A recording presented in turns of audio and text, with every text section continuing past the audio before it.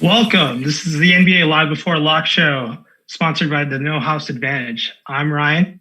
Along with me is Adam, Ship My Money. How are you doing today, Adam? Are you excited for this two-game slate? Yeah, doing good. Excited to be doing the first show I've done with you in, 2 or 3 years probably. So excited for that. And yeah, excited for another playoff slate. Yeah, it's been. I want to say that was right before the 2017 season started. So it's been some time since me and Adam have done some shows. Adam in between has done a couple of thousand. So let's talk about No House Advantage first. It's a brand new sponsor. Farewell to the previous sponsor. No House Advantage is a different spin on daily fantasy sports, offering player prop contests across NBA, MLB, NFL, and PGA for cash prizes. The exclusive peer-to-peer fantasy sports platform levels the playing field and makes it easier for you to win real cash compared with our traditional DFS sites. The best part is you can join free for today. Just download the No House Advantage app in your app store and check out the daily prop contests without having to deposit a dime. We have No House prop advantages on our projections page made by Alex. Make sure to check that out. Play in guaranteed prize pool contests or create your own private contests with friends. Either way, No House Advantage offers real cash prizes, just like DraftKings or FanDuel. Choose the contest the way you want to join and select your player props. If you're most confident that Jamal Murray is going to score more than 30 points, and put it in your 5-point spot and create your lineup all the way down. So, I mean, Jamal Murray was played yesterday. Maybe today it's Giannis or Bam or Butler. Go ahead.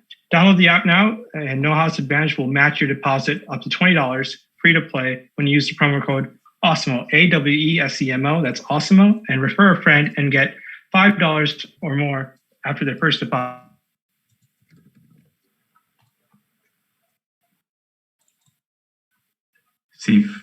Is he here? Okay. Yeah, so I guess hopefully he comes back soon. So the first game on the slate is the Miami and Milwaukee game, second game of this series. Obviously,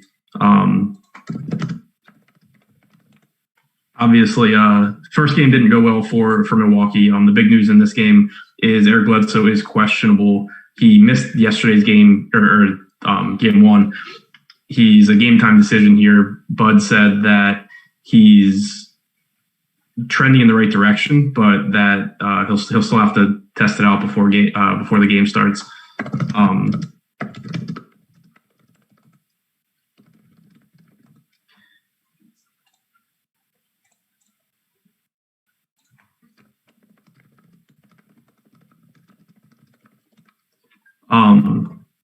So that's obviously what we're keeping an eye on. If he sits, you'd have George Hill in the lineup getting the start. You'd have more minutes for Connaughton and potentially DiVincenzo, which didn't happen last time. But that's obviously what we're keeping an eye on. Giannis, the big factor here. Miami contained him well last time. It's concerning for sure because Miami does have the defensive ability to keep the ball out of Giannis's hands, but you still kind of have to trust him and the opportunities will be there for him today. So hopefully someone comes back.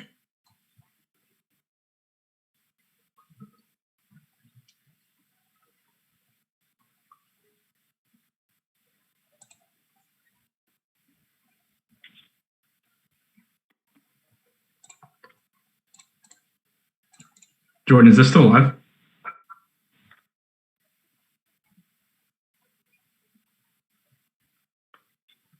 Can you hear me? Kind of.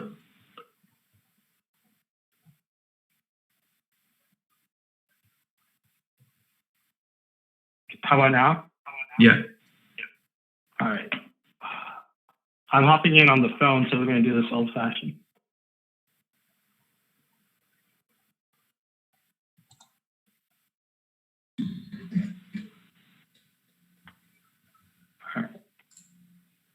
You goons need me? Yeah.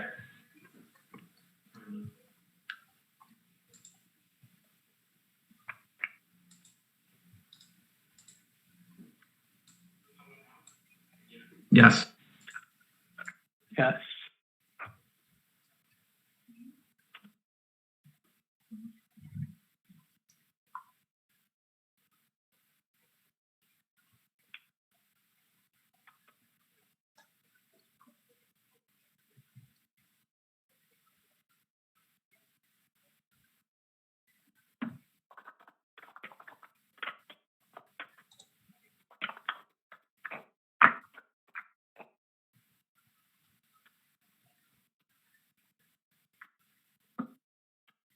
Okay, let's get started then. Sorry about the technical difficulties, but all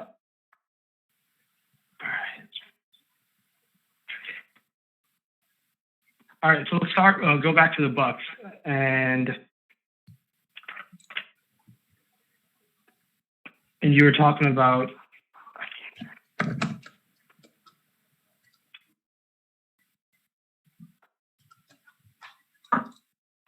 Are you here? I can't hear you. I think Yeah. you're muted.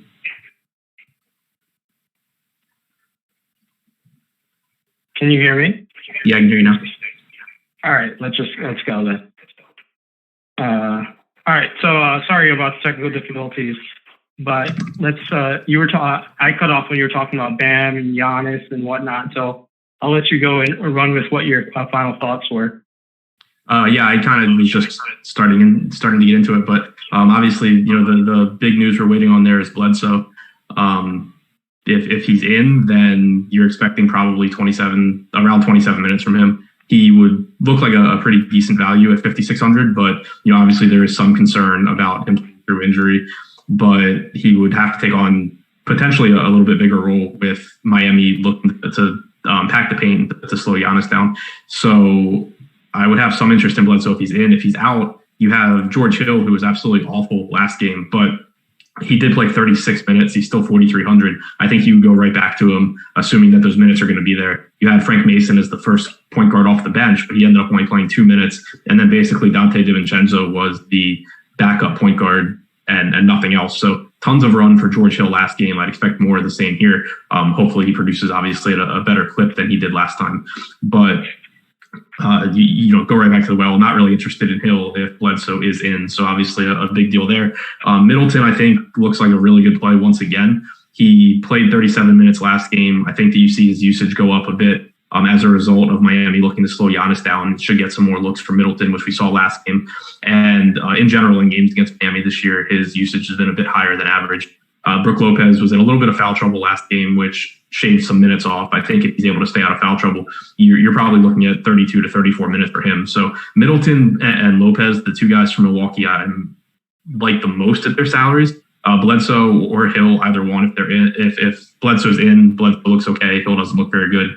If Bledsoe's out, I think Hill looks really good. And obviously, don't play Bledsoe. Giannis is perfectly fine once again at his salary. The problem is just going to be the same thing that I talked about last slate, that the value on this slate is pretty much non-existent. So you're going to be rostering some really, really questionable plays to be able to afford Giannis.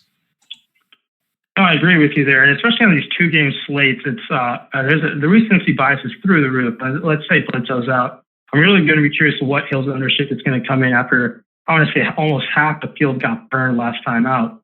So that's it's always fun to look at. Obviously zig when people zag, and it really does pay off in these short 2-game slates, especially with playoff in the playoffs, because there's so much recency bias, and recency bias is always it's always there in DFS, and especially it's very strong in these playoff slates.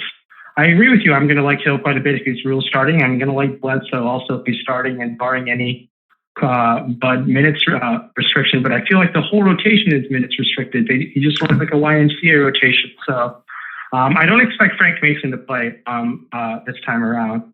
So you can throw out whatever's 2-3 minutes where Connaughton got up to 25 minutes. So that was last time, obviously, without Bledsoe.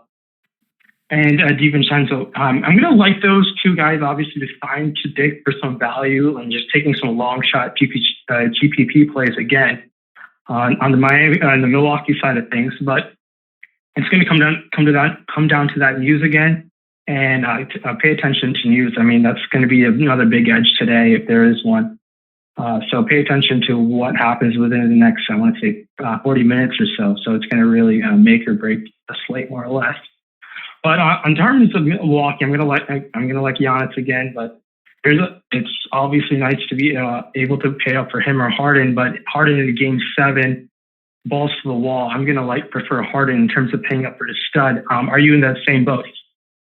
I prefer Giannis by a little bit. I just haven't projected a little bit higher. But I really don't think I'm really paying up for either one all that much here. And that's assuming Bledsoe's in. My approach last time was going to be to fade them both, and because I hate the value so much, and it's more of the same here. If Bledsoe's out, obviously that changes because, again, you get George Hill as value, assuming he does better than last game, and same for Connaughton.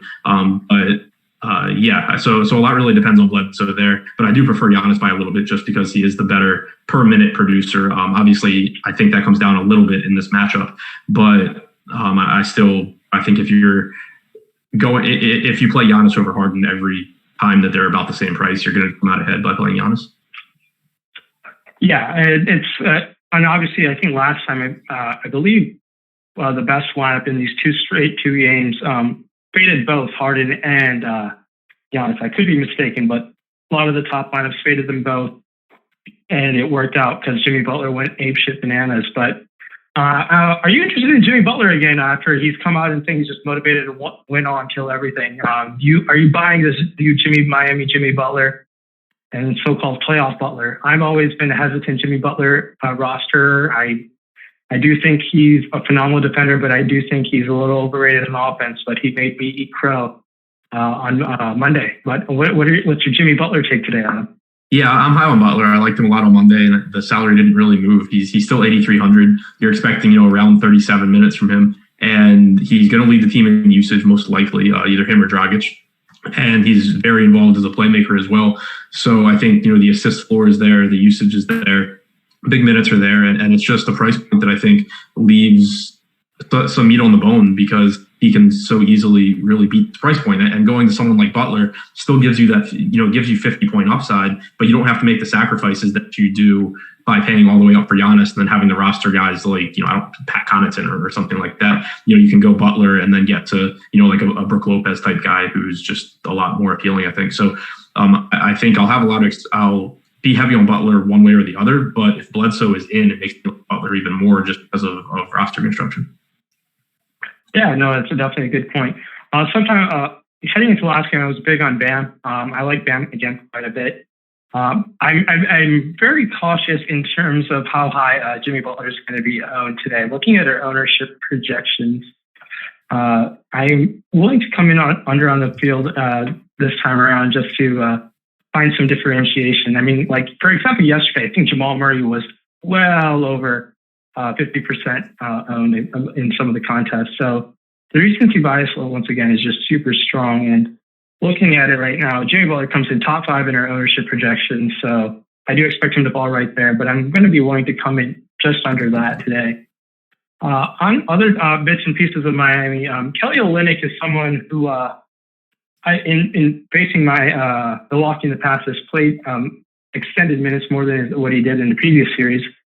He did play quite a bit to guard Brook Lopez. What's your, I know it's a reaching, but do you think Kelly Olynyk is someone that is worth taking GVPs? And is it someone that you're willing to go over the field, well over, under the field, or right in between in terms of Kelly Olynyk? It's someone who I rostered quite a bit last time out, and he did not perform as expected, but he didn't so-called destroy me, but it is what it is. But it's Kelly Olynyk out of all people. What's your Kelly O take? I have him projected for 4 minutes. I don't think he plays much here. I was kind of with you last time where I wasn't rostering him, but I had said that I thought that if you were going to some of the really bad value, that he made sense just because he's a good per minute player, and we didn't know exactly how the rotation was going to look here. I'm really concerned for him by the second half rotation, though. In the first half, he was basically just backing up Bam, which by itself is a problem, obviously, since you're expecting Bam to play 36 or 37 minutes, but it at least kind of opens the door for him to be on the floor and potentially get a few minutes if Bam gets in foul trouble or something. But in the second half, Miami went small. Olynyk played a total of 1 minute and 1 second in the second half. You had the first time Bam subbed out, you had Tyler Hero and Andre Iguodala coming in for Bam and Dragic, and so they ran a small lineup there with Iguodala, Hero, Robinson, Crowder, and Butler. It obviously everything they did in game 1 worked. That worked perfectly fine. I'm expecting more of the same here. So I think that with Nunn getting back into shape, because Spoelstra had said that the reason he wasn't in the rotation for most of that Indiana series was that he just wasn't in shape after leaving the bubble. So you have him getting back in shape. He played 16 minutes last game. I think it's more likely you see another 16 minutes or maybe even 18 or 20 minutes from Nunn than Olynyk, just kind of based on how those rotations look, particularly in the second half. Yeah, no, that's a good point. So it's going to be interesting what comes out in my final allocation and whatnot. So I'm going to be it's a good information you provide. So I might be changing my Kelly-O exposure after that. And, we'll see what happens with what Eric Spoelstra does. Another guy on the Miami bench who has beat reporters have said Nunn is going to be back in the rotation. I did play some Nunn last time out. He obviously played very minimal minutes. Nunn for me only comes into play if there is a massive blowout or he gets hot. And like in these 2-game slates, it's important to kind of find these small little plays where not many people who not much ownership is on. What's your opinion on Kendrick Nunn, someone who was good all season long, obviously had coronavirus, conditioning issues, potentially some off-the-court issues as well. What's your Kendrick Nunn take? Is that too cute for a 2-game slate, or is anything in play for you in Kendrick Nunn's take? He's definitely in play for me. He's only 3,600 on DraftKings. It's not anything that you're going to really feel confident about. But again, if you're going with a stars and scrubs build, you're really limited in your options. And you look at kind of the other options down in that price range. You look at like an Andre Iguodala who has his own playing time concerns because you saw Jay Crowder get run in the fourth quarter over Iguodala, which wasn't the case last series. But even if Iguodala gets more minutes, low per minute producer, whereas Nunn, if he somehow gets more minutes, whether it's because he gets hot, because someone gets hurt or is in foul trouble, or because Spoelstra just gives him more minutes, whatever the reason, if he gets those minutes, he's a solid producer on a per minute basis. So you just need to basically get lucky and find some way into the minutes. Whereas with someone like Iguodala, you have to get lucky and get the minutes and then also have to play one of his best games from a DFS standpoint. So you're kind of asking for lightning to strike twice as opposed to once, like you are with Nunn. So, I think it's intriguing at least because of the lack of value, because it's not like this guy is just suddenly finding his way on the floor at this point in the season. He was a starter for most of the year. He was a key part of the rotation. And so who really knows what, like if Miami were to stay in the playoffs, if Miami goes to the finals and they play every round, who really knows how many minutes Nunn is playing at that point? Like he could be back to playing like 24 minutes or something. So I think that the uncertainty for Nunn at his price and presumably low ownership does make him appealing in larger field tournaments. Yeah, I agree with you there. And in some of the max entry stuff, I'm willing to take a few shares of Kendrick Nunn, just hoping to spark something and maybe set myself apart from the rest of the field. That's still it's obviously just taking a very high risk and potentially high reward play. I definitely wouldn't build Nunn in one lineup. So there's a lot of people who are watching the show or build 1 to 3 lineups. Yeah. Nunn wouldn't find my way there. Definitely not. Some guy who probably would find a way for me there is probably Jay Crowder. Played 35 minutes last time out. Obviously with Jay Crowder, it always is has an inconsistent issue with usage. Obviously can get there peripherally. It's very appealing on FanDuel to me. Priced at 4,700. On DraftKings for you, Adam, what's your Jay Crowder take? Do you like him? I like him quite a bit today, and he's coming in one of the higher owned players as well. Are you willing to get over the field even with that high ownership that's being predicted? Yeah, I think he looks like one of the better values on DraftKings. At 4,600, even if the rotation had been the same as it was in the Indiana series and you were getting like 26 minutes from Crowder, he would still end up being a decent value relative to the other options on the slate. But you got 34 minutes from him in game 1. You saw Iguodala not play as many minutes as he was against Indiana. And, we saw Spoelstra's rotations be pretty consistent that Indiana series. So I'm assuming that, he basically did what he wanted to in game 1, and that especially because they won, you're going to see similar rotations for the rest of the series, at least until Milwaukee forces something to change. So I'm expecting another, I've Crowder in for 33 minutes right now, but somewhere in that 32 to 34 minute range from Crowder. And like you said, he's not going to get a ton of usage. Like he's going to get less usage than all of Bam and Butler and Dragic and Tyler Hero, but he does contribute rebounds. He can get a couple assists. He can get some defensive stats, and he's just cheap enough where I think he's a pretty solid value. He produces at a lot higher rate than similarly priced guys like, Lou Dort, for example. It's not even really in the same ballpark as far as per minute production. No, for sure. Someone who's been crushing his per minute production has been Goran Dragic throughout this bubble, ever since he's been inserted in that starting lineup role. He's priced all the way up to 6,800. Goran Dragic, in my opinion, has been playing the best basketball since he's been in the Miami Heat uniform. When he first got traded, he played decently well with Wade in the backcourt, but I've been pretty impressed by Dragic of late. It's a 2-game slate. He's obviously in play, but I do think he might be a little over-owned, and how did he shoot last game? He went 9 of 15 last game. I don't expect, and he went 10 of 21. He's been shooting near that 50% mark over the past few games. I'm willing to go under the field just to kind of dodge a potential Dragic bust game. But what's your Goran Dragic opinion? Are you willing to, let's say, go over the field on a 2-game slate, or finding a way to maybe full fade him? Right? Any bold Dragic takes for you? I think I'll be under on Dragic. His salary jumped to 6,900 on DraftKings, which in and of itself is still okay. And we'll get him into some lineups. The usage I haven't projected for right there, basically with Jimmy Butler for the highest usage on the team. But the ball being in Butler's hands so much in a playoff series does knock down Dragic's potential assists a little bit, at least. I'm expecting around 34 minutes from him. But it's kind of just that I expect to prioritize guys like Butler, like Bam, and then like Crowder from a value standpoint. I'm not really sure how much I'll be getting to that price point on Dragic. Not to mention you also have the guards from the OKC game in that price range as well. So I think that'll kind of keep my exposure to Dragic in check. He certainly can go out there and still put up a big game. He's looked really good. They need him to play well offensively, and he's a good player. But I think the salary is getting to pretty much where it should be at this point. Yeah, and I agree with you there. Not much of nothing different really on my end to say. The guy that we have yet to mention on the Milwaukee side, who played amazing in the first half, who I thought was about to just destroy the slate, was Brook Lopez. And he's done this in multiple times in the past, where he just starts up super hot, knocks on a bunch of threes, gets a few blocks, and just simmers down completely. Brolo is someone I like rostering, especially on DraftKings, where you get that 3-point bonus. It can really help, and especially in 2 games like those half points do make all the difference. But I like Brolo once again. What's your opinion on Brolo and any other bench players, Marvin Williams or anyone else that you're trying to find a way to change differently from your allocation on Monday? Obviously, the different slate, waiting on the Hill and Bledsoe news with so Bledsoe's in. A lot. Bledsoe's in? All right. Bledsoe is in. As far as Lopez goes, I do like him. I think that the salary is still affordable there. And like I said, with Bledsoe in, I'm looking to go more of a balanced build, and Lopez helps with that. It helps me avoid rostering these really, really questionable value plays, and still offers me some upside there. He only played 27 and a half minutes in game 1, but he was in a bit of foul trouble. He picked up his, I think, third and fourth fouls. Yeah, third and fourth fouls less than a minute into the third quarter. So he subbed out after 2 minutes, and then so just lost a few minutes there. I think that barring foul trouble, you probably get him in that 32 to 34 minute range, and the salary is really affordable. So I expect Lopez to be a pretty key piece of my builds tonight.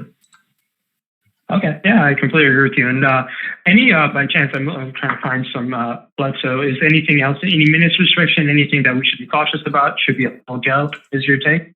Yeah, I haven't seen anything on a minutes restriction. He obviously only missed the 1 game. I'm treating it like, kind of like you mentioned earlier, I'm treating it like there's a Bud restriction, and he probably plays like 27 minutes. But I'm not seeing anything that suggests he would play less than normal. Yeah, I'm just sick and tired of this YMCA rotation. It's just absolutely bullshit. But hopefully Bud gets some sense knocked into his head before it's too late. Miami looked amazing. But I'm ready to move on to the Game 7. Any final takes on this first game? No, I think that's about it for that one. Obviously, we got the news that we were waiting for.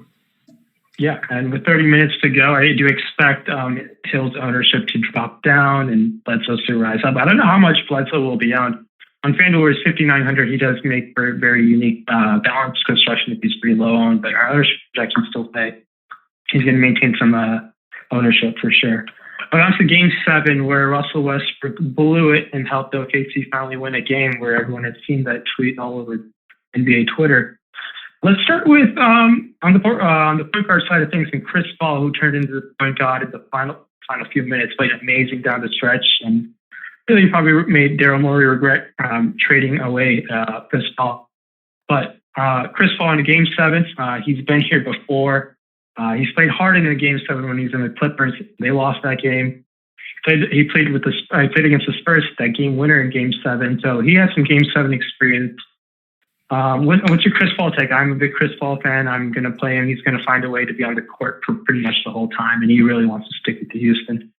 Yeah, I'm there with you. I'm expecting another 38 to 40 minutes from Paul. He obviously it takes on a bigger role in the playoffs. Like if you just look at usage in this series, Shai Gilgeous-Alexander's usage has gone down while Paul's has gone up, and I expect huge minutes for him again. So he's at a price point where he's, obviously he's competing with Bam, he's competing with Jimmy Butler, and that can make it kind of tough. but I don't really see any reason not to like Paul. And that's another reason why I like going more balanced on this slate, because it helps you get to him. Whereas if you're prioritizing Giannis or Harden, it's going to be really tough to get that, into that 8K range and kind of get access to Paul without completely just blowing up the bottoms of your lineup. So I think that Paul is someone that I'll be able to get more of than the field, if the field's going more stars and scrubs than I am.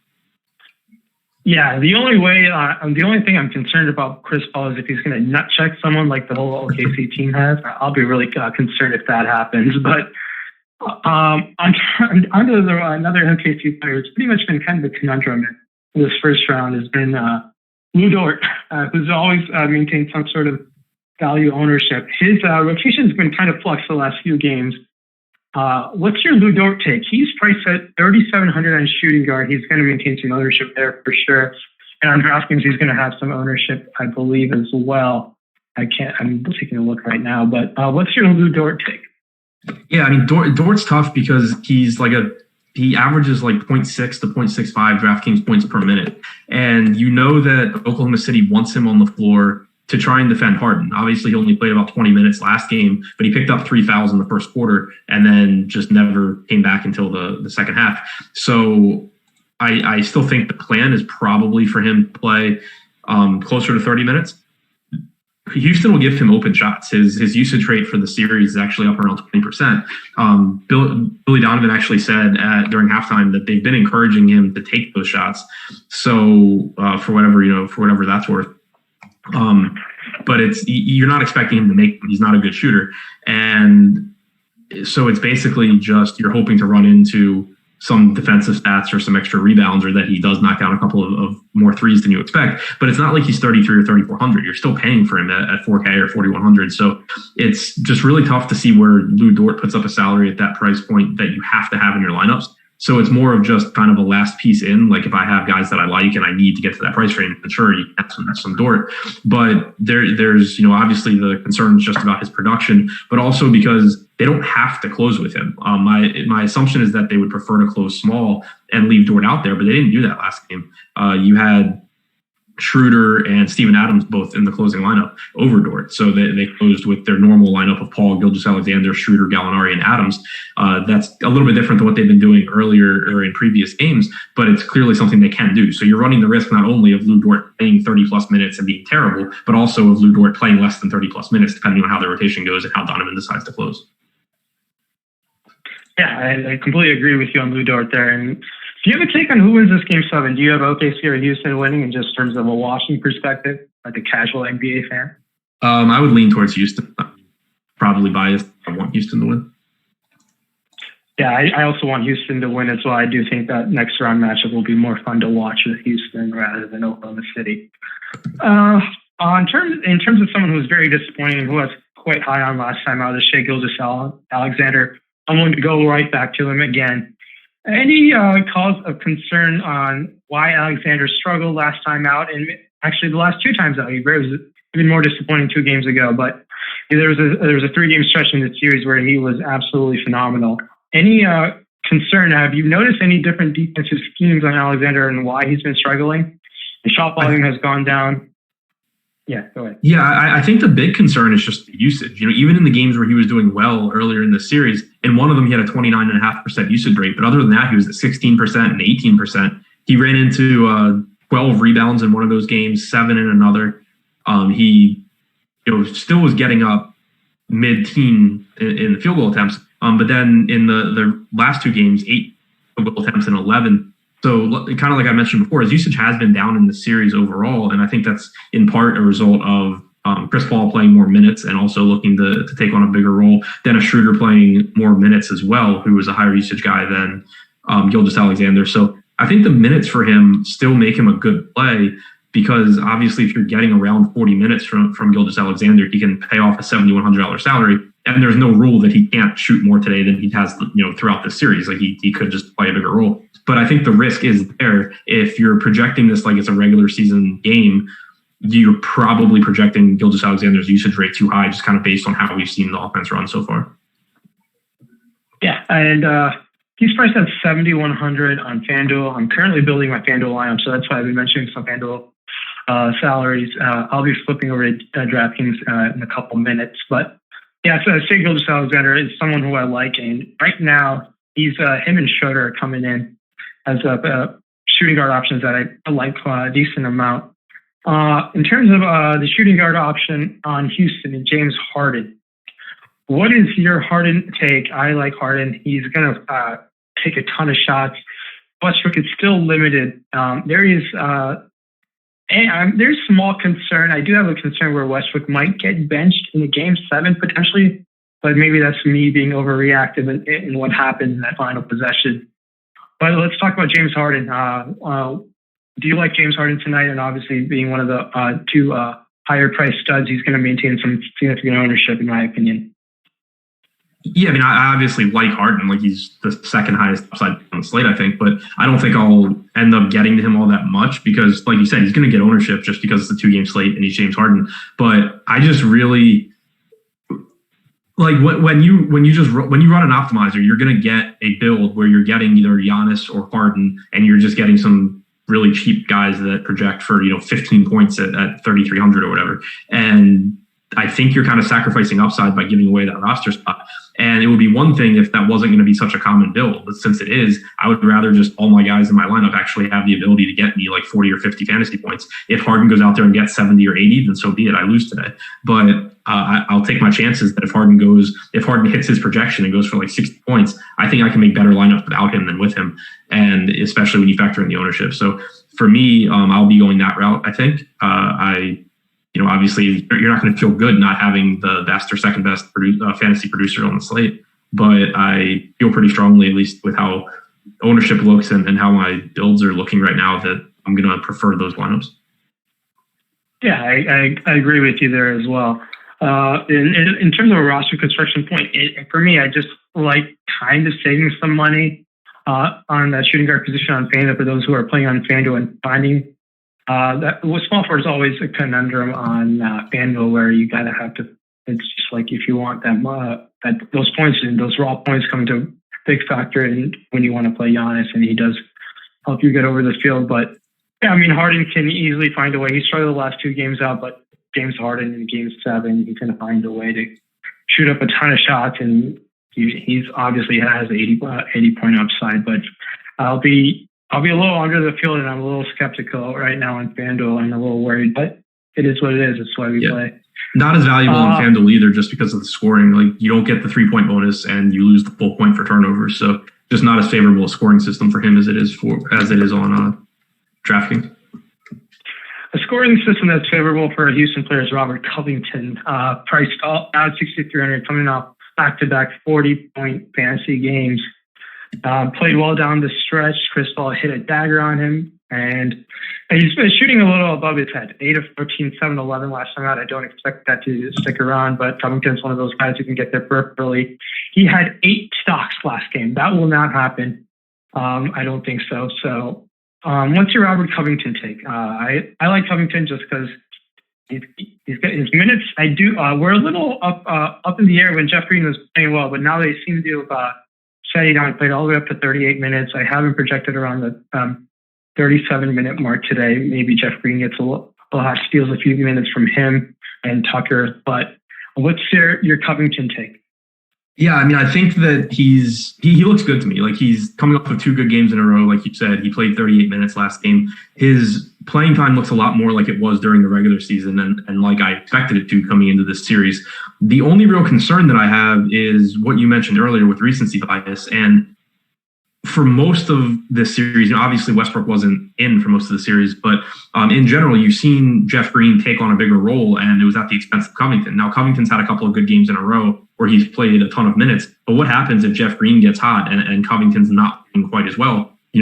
Do they go right back to where Jeff Green now plays 30 minutes and Covington plays 30 minutes? I don't think that's the most likely outcome, but I do think that there's a chance Covington ends up being over-owned here just because of the last couple of games, whereas maybe there's not quite as much certainty in this rotation as people want to believe that there is. So I'm with you. I do like Covington. I just think that the floor is probably lower than people are giving it credit for. Yeah, and that's just because Jeff Green's around, and he's shown earlier in the series in the games that they played really well in. Jeff Green was stealing minutes from Covington. So be aware of that.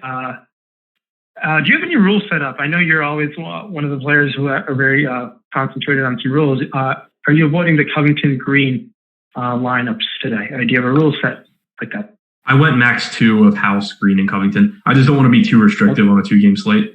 I want to at least build lineups that look different from each other, and then I can go through and figure out what I'm playing. So I don't want to be too restricted there, but I did set that rule just because I expect Harden and Westbrook to close, obviously. I expect Tucker to close. That leaves 2 spots for Green, House, Covington, Gordon. So I went ahead and went with that one. Speaking of Daniel House, Live Before Lock is sponsored by the No House Advantage. Make sure to use promo code Awesemo to take advantage of that promotion. Had to drop that in there. It's too good not to mess up. So that's good. Let's talk about Daniel House, someone who was getting obviously more minutes when there were lesser bodies around. When Westbrook came back, he lost some minutes there just because of the casualty of the rotation. House is just casually, he's in play just because he's going to find a way to minutes. The last time out, he played 30 minutes. And 30 minutes of Daniel House definitely works for a 2-game slate. He's priced $5K on FanDuel. How's Daniel House looking for you on DraftKings today? Yeah, he looks pretty, not good's not the right word. But he projects for low, 20, around 22 points for me, 22 to 24 at 5K. So it's okay. It's not somebody I'm building around. I'd much rather roster Robert Covington, for example, Jay Crowder at a similar, a little bit cheaper price point. But House's ownership ought to be a lot lower, which is nice. So kind of someone you can rotate in. But again, I wouldn't want to be rostering him with more than one of those other front court guys. Yeah, so there's going to be a common question that comes up on FanDuel where it's going to go Crowder or House. And they're coming in, I want to say, they're not coming in at any similar ownerships at all. It's quite significant ownership difference probably because Crowder's higher owned. I'm assuming, like me, you prefer Crowder to House? Yeah, I do. Okay. That's just a common question. I'm sure it's going to come up. Another player on the Rockets, Eric Gordon. What's your Eric Gordon take? Someone who was playing obviously before Westbrook came back, and he can get hot, but he just is not as appealing of a play when Westbrook's on the floor, and that really does cause some concern for me. But it's a 2-game slate. I know we're going to sound like a broken record, but he can strike an upside, and that's what can separate you from the top, even though his price point is not as nice. But do you like Eric Gordon today? I am not that much of a fan. I have currently right now in my FanDuel, I have sub 10%. So. Yeah, I'm not either. He kind of just becomes useless when you have Westbrook and Harden. Obviously, Westbrook not playing full minutes, so it's a little bit better for Gordon than it otherwise would be. But he really disappears when he's playing alongside one of them, and even more so, obviously, when they're both out there. So you lose assist numbers or assist opportunities that you got when Westbrook was out. You lose a lot of the usage. He kind of just becomes someone that is going to try and shoot threes, probably not efficiently, and try and score some, but he's not going to be getting as nearly as many looks, and his salary is still relatively expensive. So I don't really have interest in Gordon. Yeah, same boat as Adam. Very minimal for me. And if you were building one, I would not be excited to play Gordon. So on to the small forward in Danilo Gallinari, who finally had a bounce back game. Gallo is someone who I like quite a bit, but he hasn't crossed 30 minutes yet in the last 3 games. He played 39. I want to say that was game 3, I believe. He played about 30 minutes the first 3 games in the series and hasn't played 30 since. Gallo had 38 fantasy points out. I'm willing to go back to Gallinari today. They're going to need him. They're going to need his size, and I'm someone who always tends to roster Gallinari a little bit more than the field. It just always happens in my process. So what's your Gallinari take? I'm concerned about him for a couple of reasons. For one, he's just not really that high upside of a player. Like the ceiling for him just doesn't really exist. So he's someone that I don't mind rostering, and I do roster him a decent amount just because he always projects pretty well, but not quite as volatile as other players at his price point typically. But I am concerned about the playing time too, because during the seeding games, they were not running him many minutes, and I assumed it was just because it was the seeding games. And it looked like that was the case early on in the series where he was back to getting into the low to mid 30s. But 2 games ago in the blowout, obviously he lost minutes to the blowout, but even in the first half, he played 14 minutes. Last game, you got 28 to 30 minutes from him in a game that was decided by 4 points. I'm a little concerned about his playing time in the recent games. Obviously Dort, you're trying to get Dort minutes. Bazley's been playing a little bit more. I'm not convinced that you're getting like 34 minutes from Gallinari. I have him in for 31 here, and that projects him as kind of an underwhelming play. Yeah, I think he kind of hit that ceiling of his with that minutes he played last time around. I'm going to be watching Gallinari. I'm going to find a way to be above the field. But I just think, I think in terms of another just scoring option, I think Gallinari fits that mold. But you do bring up some very valid points, and to be well considered as well. Now, in terms of any cheap options on the Houston side of things, in terms of PJ Tucker, Jeff Green, it's probably not considered cheap, but PJ Tucker, 2-game slate, was playing well 2 games ago before he got tossed out. Played really well last time, played 38 minutes, came all the way up to 32 fantasy points. He hadn't scored above 30 fantasy points in almost, probably 32 games. It's been a while before he scored above 30 fantasy points. PJ Tucker is someone on FanDuel is going to find some ownership just because he's going to be a kind of a pay down spot. He's not that much different from Brook Lopez and Steven Adams. Willing to always pay up for Adams in that center spot today, and Lopez over Tucker. I think the ceiling is higher for them. But PJ Tucker is someone on our insider company, someone who absolutely hates the guy who runs our Twitter Joey, absolutely hates PJ Tucker. So shout out to Twitter Joey. But what's your PJ Tucker, and are you going to be above the field today on PJ Tucker?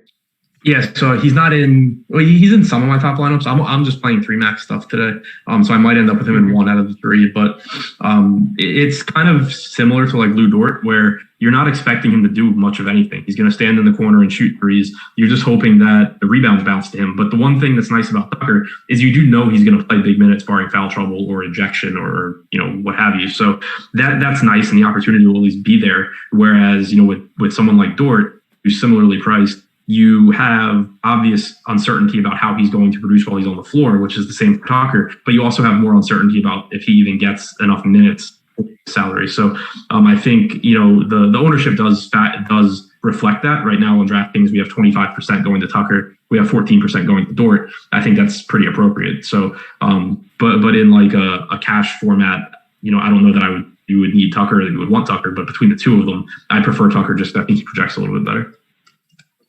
Fair enough.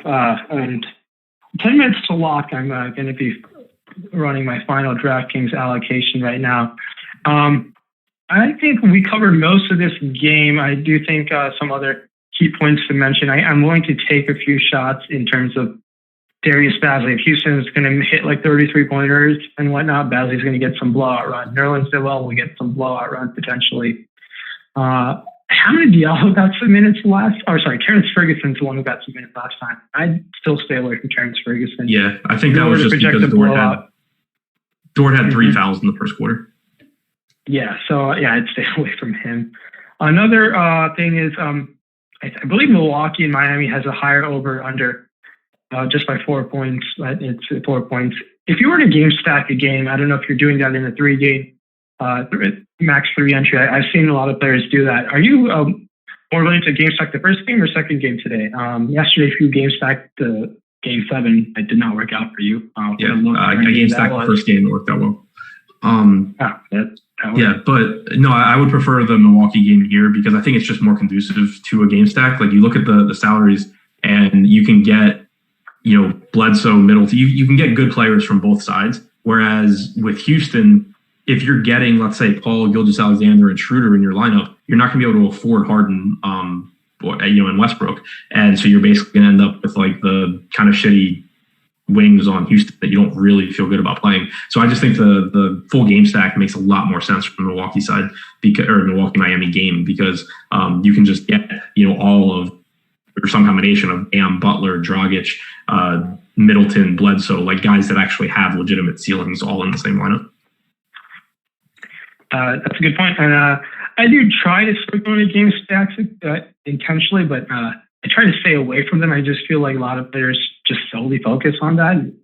And I do think if it doesn't go to overtime, obviously you pretty much are guaranteeing yourself a solid night if you have game stacked that game that goes to overtime, which is definitely likely with these two matchups. Can happen with these two matchups. Any other takes? Are you willing to take some cheap darts in your max 3 entry? Obviously, in 3 entry, you don't have to get as cute to take down one of the bigger ones. But are you getting cute with anyone specifically today in terms of you feel like have a strong indication that, okay, it's going to work out today when it hasn't in games before? No, not really. I mean, I guess like the guy for me that if you were that I guess would fall in that category is it looks like Kendrick Nunn or Marvin Williams just because they are so cheap. But again, it's not that I have any inclination that they're going to play well. It's just that they're cheap and they produce at least reasonably good per minute rate. So if you luck into a few extra minutes, you can get there. But again, it's just they look like the most appealing. They're like the most appealing combinations of low ownership, low salary, and a relatively easy path to just getting lucky than most other guys. It's not I actually think there's a high probability of it happening. Yeah, so we're getting 5 minutes to lock right now. I am finishing up my last crunch. So this gets in. It's always stressful, but yeah, I completely agree with taking a few shots on Kendrick Nunn. Are you staying away from cheap guys like Andre Iguodala, who I thought was going to get a few more minutes, but he got picked up his 3rd foul in that first quarter, and Spo yanked him. I'm a little more interested in Iguodala than I was heading into game 1. Iguodala is someone I think I have him projected for 24 minutes right now. So I am obviously it's taking a dart, taking a shot on a cheap play, hoping the studs pan out. But what's the Iguodala take? Someone we didn't cover in that first game. Yeah, I mean, I wasn't really that high on him at all last game when I thought he was going to play like 28 minutes. I'm concerned just because you mentioned the fouls in the first half. Definitely was an impact, but his second half rotation was really short as well. And I think we saw in the series against Indiana that basically he was closing games over Jay Crowder. I don't know, or I don't necessarily expect that to be the case here. And, I expect probably Tyler Hero, but if not Hero, Duncan Robinson to be on the floor to close.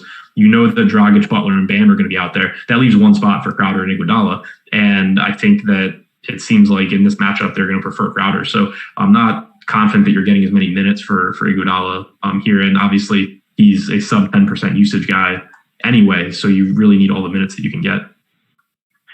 Yeah, and that's just in some max entry, I'm willing to have some shares of Iguodala for sure.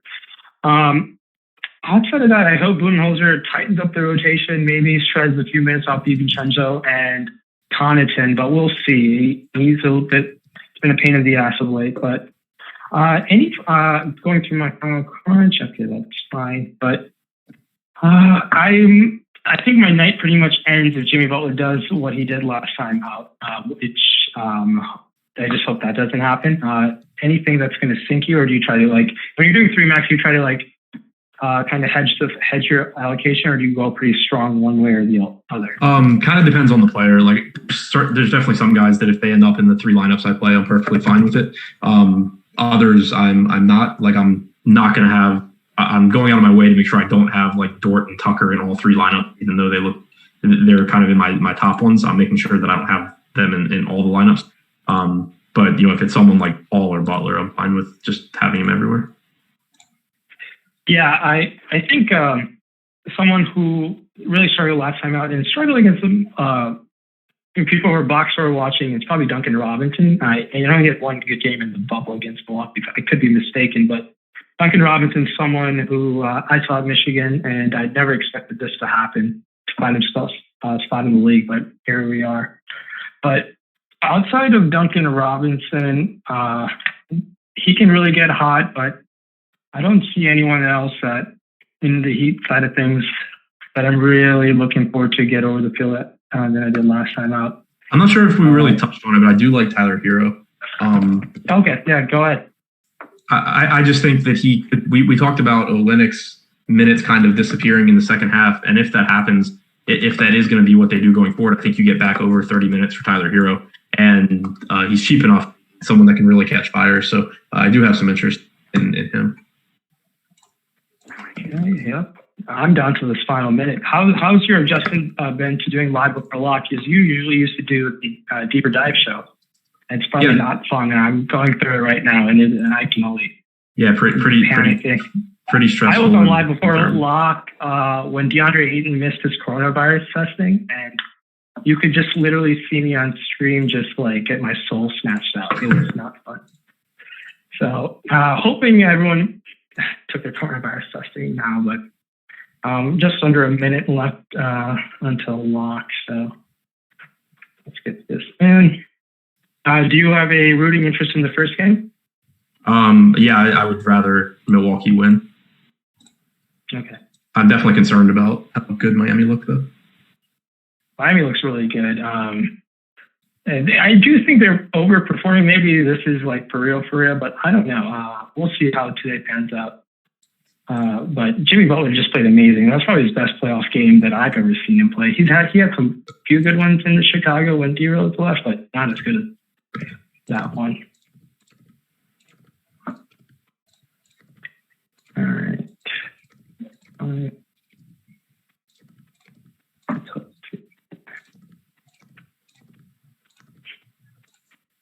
Also, apologies for the stream. I'm in my parents' house and they do not have the greatest Wi-Fi connection, as I've learned. I'll be calling Spectrum tomorrow to get an upgrade. So, all right,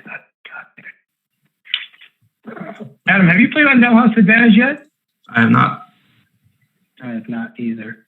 Yeah, for those who are interested in playing new sites, I highly recommend playing on new sites. There's always an edge to playing some new sites. I was playing SuperDraft pretty consistently throughout the regular season, even into the playoffs. It's just there are different puzzles to solve. I know it's not the traditional way, but I do highly recommend using that promo code and getting some extra cash and learning that site. Alex already has his projections out there.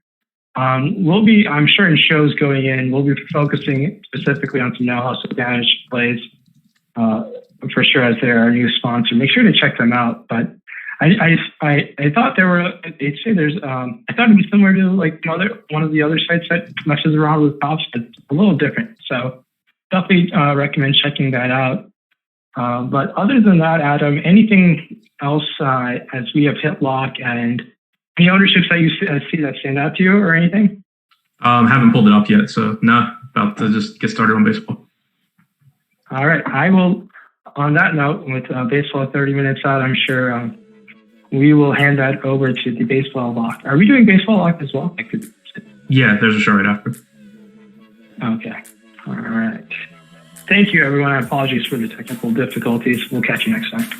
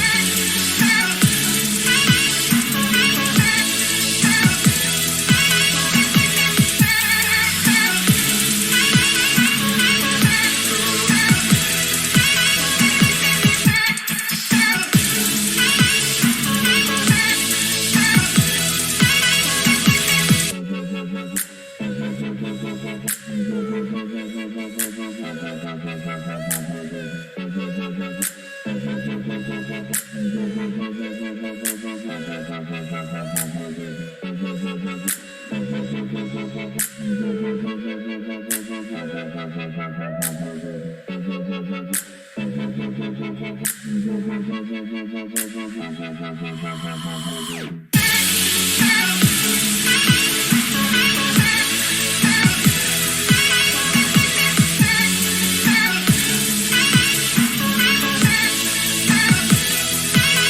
here we go. Thank you to Rinpack for jumping in there covering for one. Dave, Lofty D. Loughran, joined by Adam Scherer on the NBA Live Before Lock. We are now jumping right in to MLB Live Before Lock. Greg, we lost Mike Kickham as a starter. I'm so disappointed, but I think he's coming in as a bullpen guy anyway. Yeah, I mean, this is a pretty good slate overall, though, because there's some chalky pitchers that I don't really like. So whenever that happens, it's kind of a slate that I like for GPP because it has potential to either go really well or really poorly, and that's kind of how I like things to be set up. Yeah, I've done really poorly for the last several days. Where was this Coors Field performance 3 days ago when I had half my player pool from the game? And yeah, didn't work out for me last night. Way too much Bellinger. Had to hand swap that out. Went to the expensive Coors bats. Didn't go to Alex Dickerson. I should have just straight gone to Alex Dickerson. Yeah, he helped. By the way, walking somebody in the 8th inning when they already have 3 home runs, coward's move, should be against the unwritten rules of baseball. Don't like that. Oh, yeah, absolutely. It's so hard. I mean, what the list of people who have hit 4 home runs in a game is like, I used to be able to name them in the year. I think it's like 7 or 8 total. It's not that many. And it's random people like Mark Whitten, Mike Cameron, Bob Horner did it way back in when I was a kid. It's not that many people have done it. So, yeah, that's kind of disappointing. Very disappointing, actually. Huh. All right. Well, we have 30 minutes until lock. So we've already had an in-depth game-by-game show here. So let's just talk through sort of the highlights of what we're looking at. And let's start with pitching, as you mentioned. I've fortunately got most of my stuff together. We are just waiting on 2 lineups. San Diego, who I don't think is going to be that much of a concern. I think it's going to be Jason Castro catching and not new acquisition Aaron Nola. And then I think Mitch Moreland. Austin Nola. Yeah. Austin Nola. I've probably said that 99 times out of 100 incorrectly, but stay on brand with that. And then I'm actually worried about David Fletcher. He's the one guy for the Angels that is listed as probable, but the Angels, everybody's probable for the Angels, and it's a little frustrating. So those are the only 2 we have that not confirmed. Bellinger out of the lineup. Jacques Peterson, who didn't play last night, is in tonight for the Dodgers. Justin Turner went on the DL or the IL, and Edwin Rios is starting for him. Gavin Lux batting 9th. And what was the other change? Bellinger, in any event, had, I think it was a slightly sore oblique from batting practice yesterday. So they're going to utilize, quote, an abundance of caution. He's not in tonight. That's all we've got to worry about. Let's talk about those pitchers. The popularity on Maximilian Scherzer is about 40% on DK. I'm only playing on DK tonight. I've already got my tiers lineups in, so that's awesome. I've got my pitching exposure set. We have them at about 40. I'm going 25. Where are you landing on this? I'm overweight on Scherzer. I'm almost always overweight on Scherzer just because even if he doesn't pitch well, he generally gets strikeouts. So the odds of him like totally sucking is just not all that likely. I'm going to look at Scherzer's game log really quick. It's just a thing where if you're going to roster a lot of Scherzer, it just doesn't go poorly all that often. I mean, look at him for the year averages 20.8 DK fantasy points. He scored at least 22 DK fantasy points in all but 2 of his starts so far this year. So I just think that that's the type of guy who I just always want a lot of exposure to. I think there are some decent pivots also. It's not like he's going to be in all my lineups, but he's in about half of them. And I just think for the price tag also, like 10,400 is like 1,500 or so too cheap for Scherzer versus what we usually see from him. Like he's been a guy who's been priced, when he's really going well, as high as close to 14,000 in the past. So I look at the price tag on Scherzer that just hasn't really elevated much this year, despite how well he's pitched and the strikeout upside. I mean, he has 55 strikeouts in 37 innings this year. And especially as of late, the strikeouts have been high, coming off an 11 strikeout game against the Red Sox. Maybe not the best matchup against Philly, but I don't mind it either. Okay. I'm just going the other route on this one. I have one pitcher I'm kind of taking a stand on, but the rest I'm sort of just allowing the teams to work or the players to sort of work themselves out. I have a whole bulk of them at 25% and a bunch at 5. I've got 2 that deviate from that, but that's the approach I'm taking tonight on this one. Max Scherzer, probably my favorite pitcher in the league. I don't know what to do with this matchup. I don't feel that great about it, but that's one of my stands. If we go over here, you know what is free? So you guys can follow along here. I'll drop this link in chat because I'm nice, but you can also find it at the top of the Awesemo.com page. Go to MLB and click on main slate ownership. That is free for today. You'll want to check that out. That's what we're going to be referencing here for this, and it will be very, very helpful. Guys, get a look at that, and you can always jump on in the premium world here. Get good stuff like that all the time. Shout out to sponsor Yahoo, who posted their NFL contest today. Their flagship contest is going to be the $500,000 baller, $500,000 prize pool, $150 max, $10 entry fee. They do have CSV edit, upload, and edit capabilities, which is going to be very helpful over there. We will have some specific free content for that. Yours truly will continue to put out the Yahoo Baller article series. And then I'm getting ready for the primetimes games, Greg. There's a lot of them. The first week we get 4. Yeah, Thursday, Sunday night, and two doubleheader. And we're going to be doing a show with each other for the primetime game on Sundays for football because we just got the schedule for that. So talking about this slate, though, you said there's one pitcher you're taking a stand on. Who is that? Who do you think it is? It's the same as me, but if it's the same as me, it's underweight to Christian Javier because I do not think he's particularly good. So I am going that's not my overweight. My underweight, I've got him at 15%. That's what I meant. I don't have Christian Javier exposure, and he's projected to be pretty popular today. Yep, he's looking at about 25%. My chips in the middle of the table play is going to be Dinelson Lamet. I have him at 40%. We've got him at approximately 25. I'm just going to round on these because they'll tweak a little bit, and I'm not going to keep refreshing my stuff here. So he's kind of my stand guy.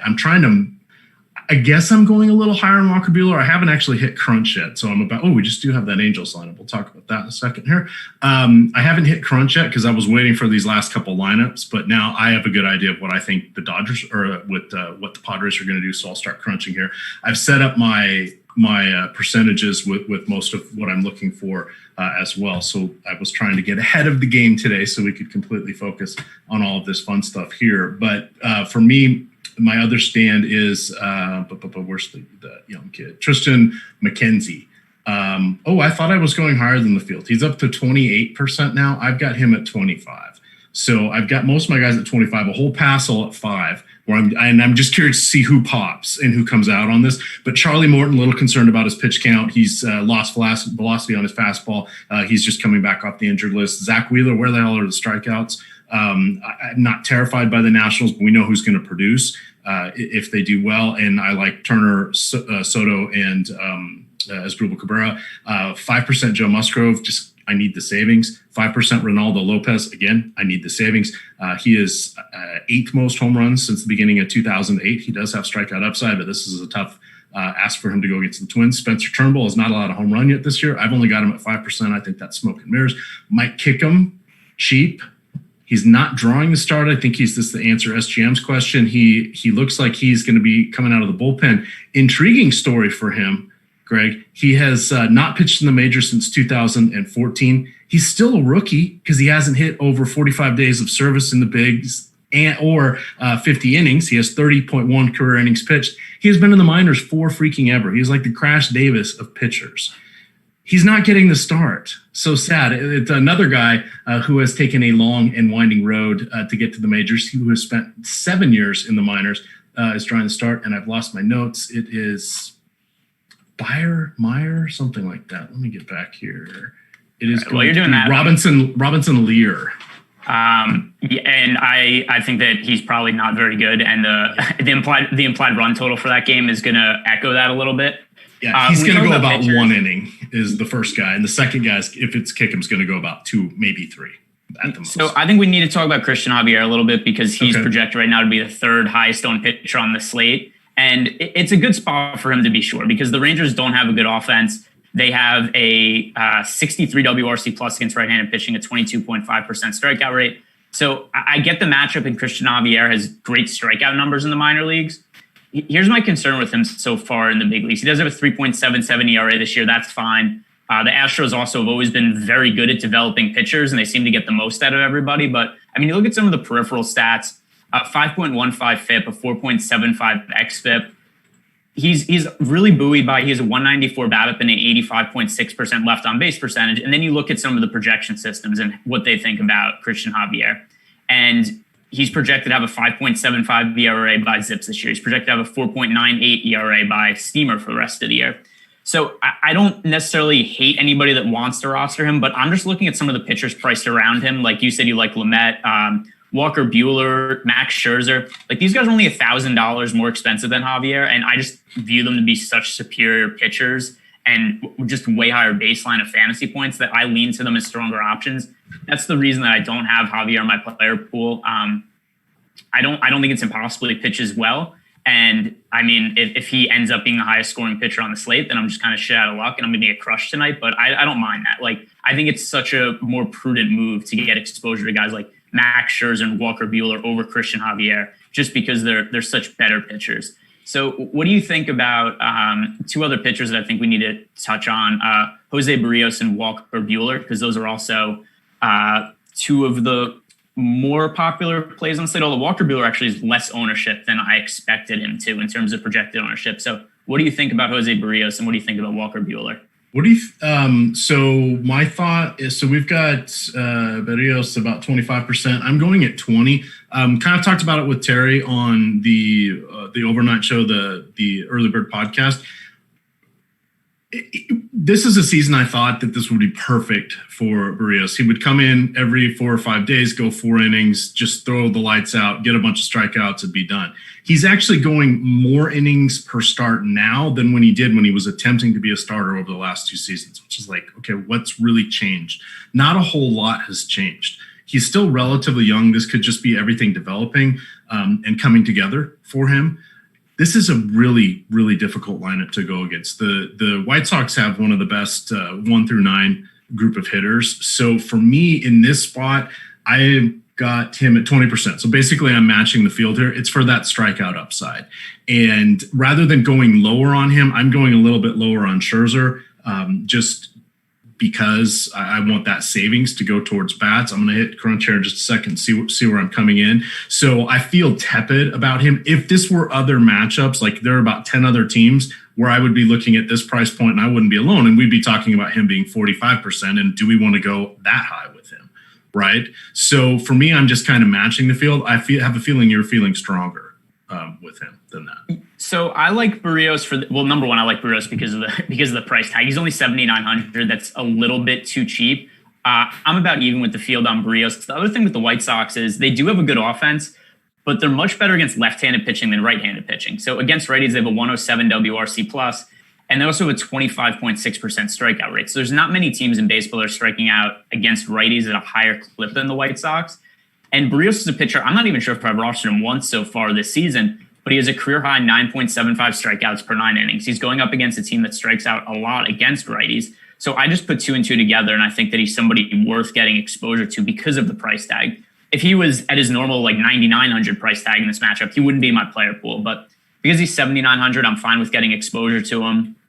I also think it makes sense to have some White Sox stacks as leverage, because given what the projected ownership is for Barrios, there's going to be almost no ownership on the White Sox. And that's kind of something that our projections show out also. The projected ownership for White Sox stacks is well under 1% today, 0.6%, but we have them with a 4% chance to be the top scoring team on the slate. So you just put those two things together, and I think the White Sox make for one of the better spots of leverage on the slate. So I have like 8% White Sox stacks while going about even with the field on Barrios. I think that's a prudent way to approach GPP. All right.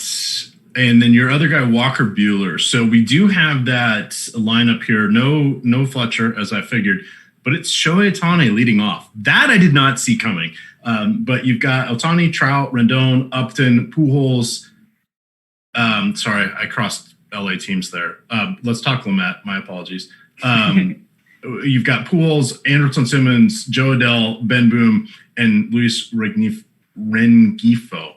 I am feeling even more confident about Dinelson Lamet because we do have some Ohtani strikeouts there. So I'm feeling really good about my 45% of him to take a stand. The Walker Buehler side, what are you figuring for his pitch counts? Let's for our theoretical discussion say 90 feels about like a reasonable outcome, somewhere in that 85 to 90 range, in my opinion. So, I mean, he threw 92 pitches last start. It was the most he's thrown all season. He's also thrown more pitches with each start as the season's gone on. So I'm not really concerned about pitch count.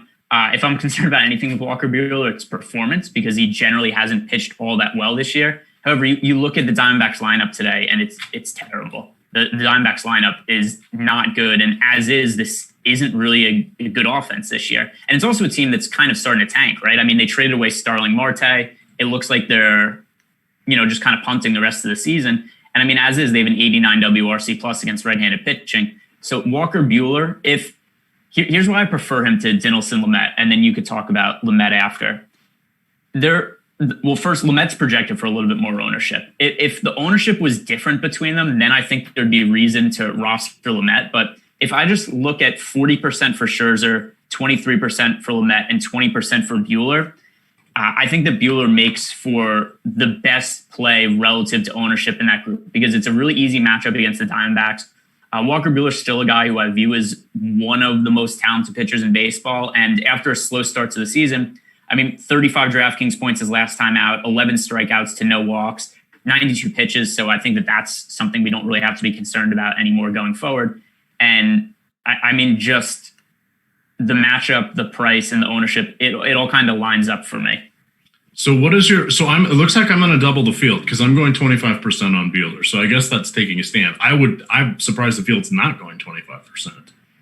Right now, I'll have to refresh unless the ownership's changed. But the last I looked at it, it has changed. He's only projected for 13% ownership now. Yeah. So that's even lower than what it was. Like that's just way too low of a number for Walker Buehler, was a top 5 MVP Cy Young odds guy on sportsbooks coming into the year, and just as a really favorable matchup. And after a slow start, it looks like he put it all back together. His last start, we don't have to worry about that pitch count anymore. Like I said, I just think that he's a really strong GPP play for that ownership projection. So it looks like I'm going to hit my cap on Lamet, Scherzer, Buehler, McKenzie are going to come in for sure. Then I've got a fair number of some power hitters. Josh Donaldson back in the lineup. Now he's missed I think he last played on July 31st. Been out with a calf injury. Kind of had a couple lost seasons here and there. Thought he was going to have some moments there with Atlanta. He's now a borderline journeyman, but he's still got amazing power from both sides of the plate. So he's coming in a little higher than I was anticipating. I bet it's because it's his price. Yeah, he's 3,200 batting second. Yeah, so that's way too cheap of a price. That's like a pricing error, I would guess. So all right, so I'm hitting my caps on most everybody. Which is where I want to be. I'm getting a nice spread out group. So nice. This is working out. It looks good on paper. Let's see what happens when they play the games. So that makes me happy. But what else do you want? What are you looking at for any of your cheap guys here? Would you consider how many people lower than Jose Barrios would you consider? Is Jordan Montgomery at 7,500 in that? Is it Lopez or Musgrove? They're both coming in at 5,700. I have 4% Musgrove, 2% Turner. I didn't get any Lopez. I've got 4% Zach Wheeler's not cheap. I've got 10% Montgomery, but I'm comfortable with that. I don't want to be more than that. Some of those are coming in above the field because they're just kind of in the also ran territory. But all we need is somebody from this also ran territory to get 10, 12, 15 maybe DK points, and you're sitting pretty if anybody else implodes. And there's a lot of spots like Javier, Barrios, Hauser, Kendrick, even Zach Gallen. There's a lot of places people can implode. So on the cheap side for an SP2, who is it for you?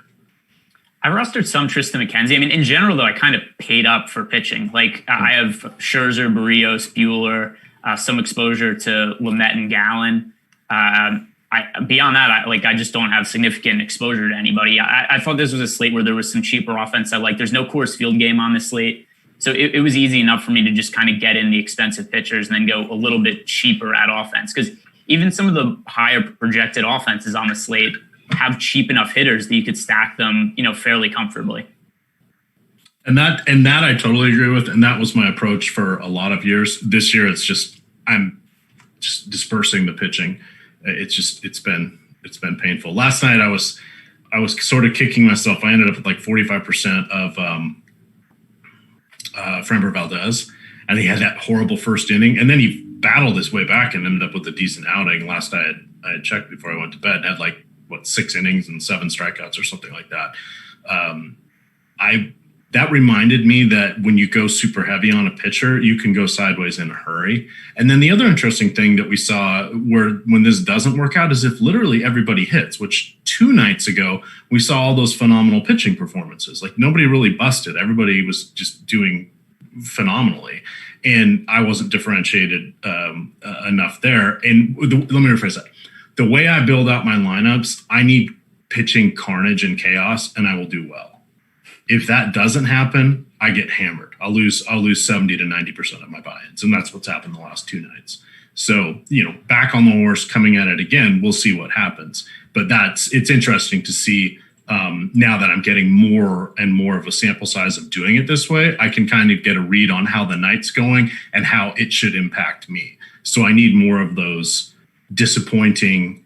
Doesn't have to be imploding, just disappointing, chalky things. And I usually have enough going on elsewhere that I'll luck into, as Josh Engelman calls it, the lottery ticket lineup that ends up paying for most of my night.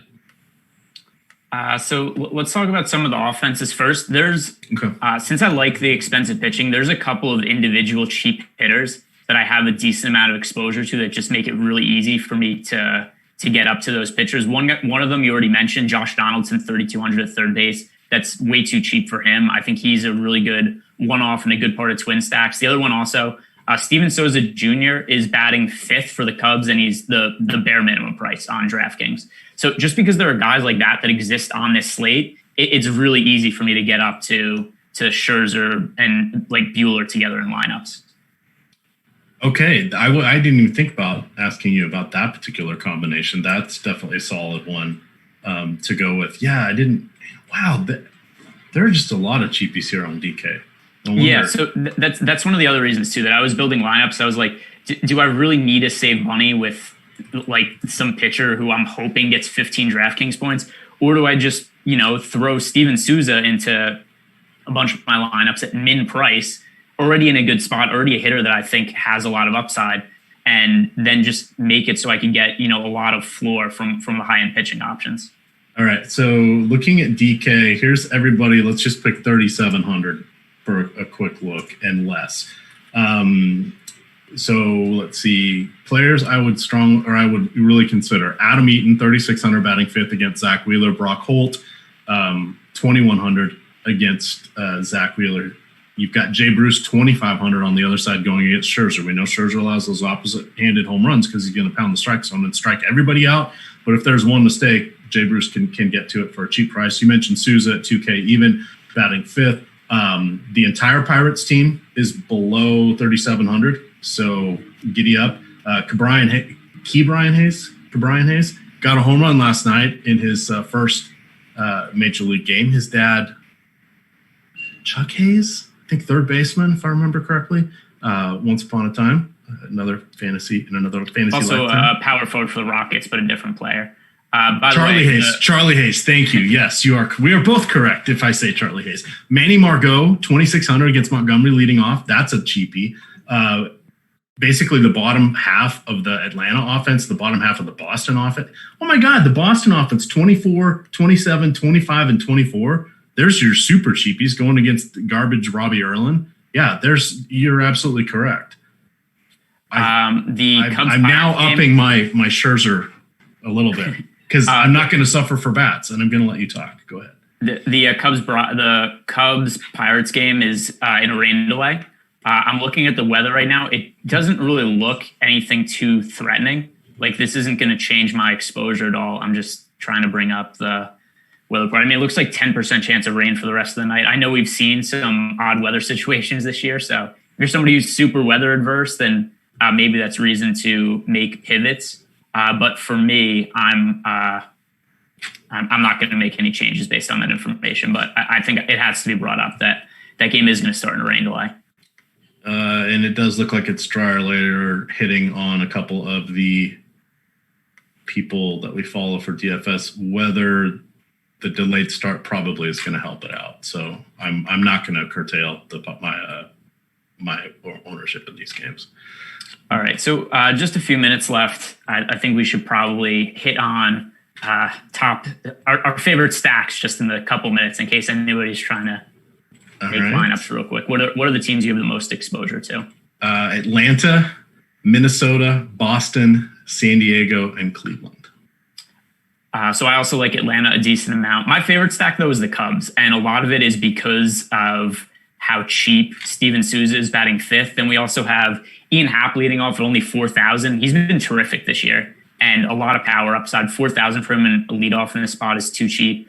And then if you also need another cheap guy to throw into stacks, Nico Horner, who's an okay, viable option at second base, especially because it's generally kind of tough to get production out of second base anyway. He's also the bare minimum of 2,000. So, I mean, there's two viable hitters in the Cubs lineup that are $2,000 on DraftKings.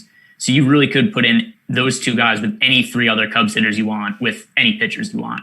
So just because of what the value is, I think it makes a lot of sense to roster them. And actually, if you look at our projections for the night, the Cubs have the top chance to be the number one value stack on the slate. And I think that makes a lot of sense given how cheap some of those individual hitters are. All right, I'm going through and hitting on my key crunches. I'm not getting enough Dodgers, so I'm going to make some Dodgers stacks. I'm forcing it to make a handful of Dodger stacks, not very many, but just a few, and I'm going to goose the San Diego just a little bit there. All right. I didn't really play much of the Dodgers tonight. They're not really a priority for me. For one, they're really expensive, and just the matchup isn't particularly great. So, I mean, for me, there's just other places that I'd rather go. I think Zach Gallen's really good, and there's 10 games with a lot of crappy pitchers tonight. Yeah, no, and that's an absolutely fair one. I'm just hoping for a little bit of leverage, and it looks I've got about 5%, so I'm okay with that. I was just trying to find some differentiation, but I would agree that's a difficult spot. Your key spots you definitely want to go to are Boston and Atlanta, in my opinion, followed by the Padres. That's where I'm going to stand. Yeah, the Braves' implied run total now is all the way up to 6.2, which is the highest on the slate by a pretty wide margin. The Padres going up against Julio Teheran are up to 5.7, and that's the closest, but there aren't really that many teams projected for a run total over 5, and so the Braves all the way up at 6.12 definitely stands out. They're for sure a team that we're going to want to get exposure to. Austin Riley, only 3,600. He's been hitting the ball really well lately with a lot of power upside at 3,600. He's somebody who I think is the one guy who I'd point out is maybe a little underpriced in the Braves lineup, just because the top part of the lineup's all pretty expensive. Now, damn it! Now I'm in crunch time because I'm making more Braves lineups because it looks so good. While you're doing that, I'll go over some of the spots that I think are decent for leverage. The one I brought up before was the Chicago White Sox, who are projected to be the lowest owned offense on the slate, which makes sense because Jose Barrios is expected to be the highest owned pitcher on the slate. And like I said, I do like Barrios on this slate also, but I think that if you're playing a decent amount of Barrios, it makes sense to also have some stacks with the White Sox just in case, because Barrios is a pretty high variance pitcher. Like you mentioned, the White Sox do still have a good offense, 107 WRC plus against right-handed pitching. So they're not necessarily the best offense against righties, but still, if Barrios gets lit up tonight and you just have a couple of White Sox stacks out of, even out of playing 150 lineups, even just 2 White Sox stacks is going to have you overweight to the field on them. All right. I ended up 15% Atlanta, 11% Boston, 10 Minnesota, 9 Cleveland, 8 San Diego. San Diego dropped a little bit there. I'm still okay with that. Who was your leverage? 1% White Sox. Well, sometimes that happens. I agree with It's got double the field. I agree with everything you're saying, though. That's fun. You got double the field on the White Sox. Yeah. Marcelo's, I ended up with 40% Marcelo Ozuna because I was jamming in those last minute Brave stacks. Not point chasing there, but I'm going against the crappy Boston bullpen, hoping lightning does strike twice. My most popular guys, Ozuna and D'Arnaud are 41%. Dansby, Freddie Freeman are 30. Yelich 30. You'll like this one. Happ 25. Duvall 25. Josh Donaldson 25. Fernando Tatis 25. Machado 16. Paulicki 16. Souza 16. Horner 16. There's your cheapies. George Springer, is he ever going to get an extra base hit again? 14% going against Colby Allard. Eventually, I don't know. I don't know if it'll be tonight, but I feel good about this. It is a good matchup for him against Allard. I don't really think Allard's particularly good. And then something I mentioned a few times on shows this year: the Astros are just a team that the public doesn't like and tends to go under-owned in GPPs because nobody wants to roster the Houston Astros and make money with them. So I think just for that reason that they've always been a team that I end up being overweight to the field on just because nobody seems to like them. All right, we are at lock. There are, of course, some games going on later. We'll be in Slack if you've got some questions for us. Tonight at 8:30, we will have a PGA Live Before Lock show. That will be Ben Raza and Jason Roslin. Again, we've got some nice promos up there for our NFL content. Check that out. You need to follow the Awesemo_com Twitter handle because we had a nice flash sale today for 30 minutes, giving a huge discount to that NFL package. Definitely check that out. Don't wait too long. We're like 10 days away here. So time to stop screwing around. Please hit that like button on the way out. Love to get to 300. It would make us very, very happy. And with that, gamers, good luck.